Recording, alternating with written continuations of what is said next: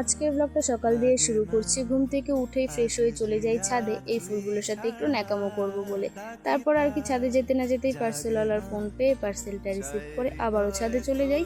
আর এবার কিন্তু আমার সাথে দিভাইও ছাদে চলে গেছিল, কারণ কি ওর কয়েকটা ফুল নেবার ছিল বলে। তো তারপরে দুবোনে কয়েকটা ফুল নিয়ে নিচে গিয়ে স্নান ধান করে পুজোটা সেরে নিলাম। তারপর লাঞ্চটা কমপ্লিট করে টানা একটা লম্বা ঘুম দিয়ে আমরা আবারও ছাদে চলে যাই। আর এবার কিন্তু ছাদে যাওয়ার একটা কারণ ছিল, এই যে বেল গাছটা দেখতে পাচ্ছ না, এখানে কিন্তু বেশ কয়েকটা বেল ধরেছে, খুব সুন্দর। তো সেখান থেকে আমি একটা বেল পাড়ার কথা বলছিলাম দিভাইকে, অনেক রিকোয়েস্ট করার পর কিন্তু আমার একটা বেল পেড়ে দিল।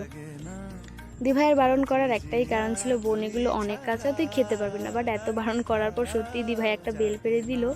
আর তারপর নিচে গিয়ে দুবনে একটু পায়েস করছিলাম, দুবনে বলতে দিভাই করছিল, আমি করছিলাম না।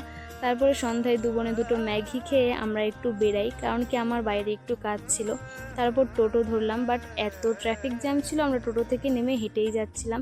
দেন কাজটা কমপ্লিট করার পর আমরা একটু ফাস্ট ফুডের দোকানে যাই, আর সেখান থেকে কিছু খাবার দাবার নিয়ে আমরা দু বোনের জন্য দুটো মিষ্টি পানও নিই। আর তারপর কি বাড়ি গিয়ে এই যে খাবারগুলো খাই। আজকের ব্লগটা কেমন লেগেছে জানিও।